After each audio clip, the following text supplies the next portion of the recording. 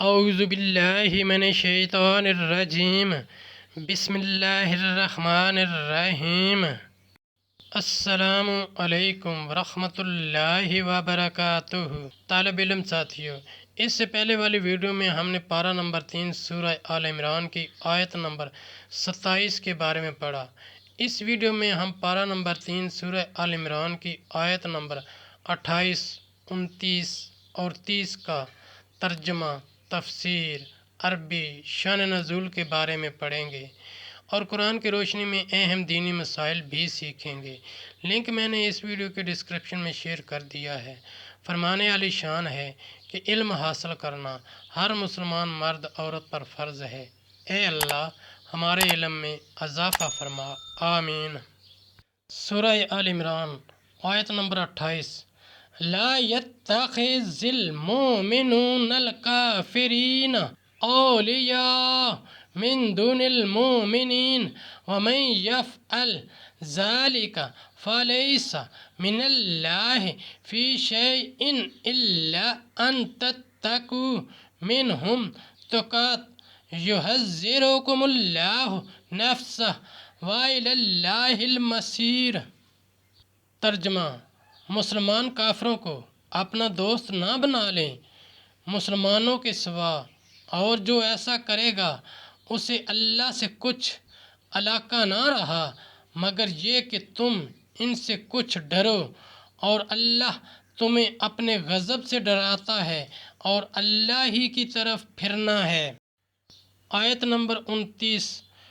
قل ان تخفوا ما فی صدورکم او تبدوہ یعلمہ اللہ ویعلم ما فی السماوات وما فی الارض واللہ علی کل شیء قدیر۔ ترجمہ: تم فرما دو کہ اگر تم اپنے جی کی بات چھپاؤ یا ظاہر کرو، اللہ کو سب معلوم ہے اور جانتا ہے جو کچھ آسمانوں میں ہے اور جو کچھ زمین میں ہے، اور ہر چیز پر اللہ کا قابو ہے۔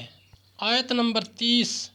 یوم تجد کل نفس ما عملت من خیر محضرا وما عملت من سوء تود لو ان بینہا وبینہ امدا بعید ویحذرکم اللہ نفسہ واللہ رؤوف بالعباد۔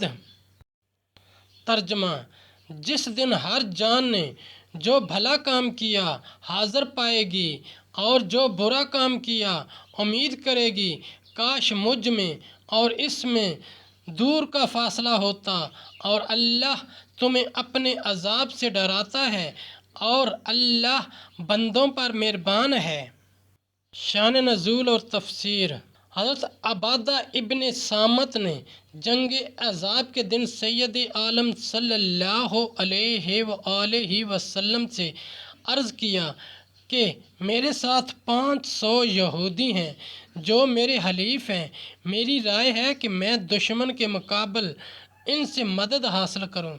اس پر یہ آیت کریمہ نازل ہوئی اور کافروں کو دوست اور مددگار بنانے کی ممانعت فرمائی گئی۔ کفار سے دوستی و محبت ممنوع و حرام ہے، انہیں رازدار بنانا، ان سے موالات کرنا ناجائز ہے۔ اگر جان یا مال کا خوف ہو تو ایسے وقت صرف ظاہری برتاؤ جائز ہے، یعنی روز قیامت ہر نفس کو اعمال کی جزا ملے گی اور اس میں کچھ کمی و کوتاہی نہ ہوگی، یعنی میں نے یہ برا کام نہ کیا ہوتا۔ ساتھیو، ہم نے قرآنی تعلیمات کو دنیا کے کونے کونے میں پہنچانا ہے، اس لیے آپ بھی لائک کیجئے، شیئر کیجئے، اپنے دوستوں اور اپنی فیملی کو میرا چینل قرآن ود ایڈیپیڈیا سبسکرائب کرنے کی دعوت دیجئے اور گھنٹی بجانا نہ بھولنا تاکہ اگلی ویڈیو کا نوٹیفیکیشن آپ کو وقت پہ مل سکے۔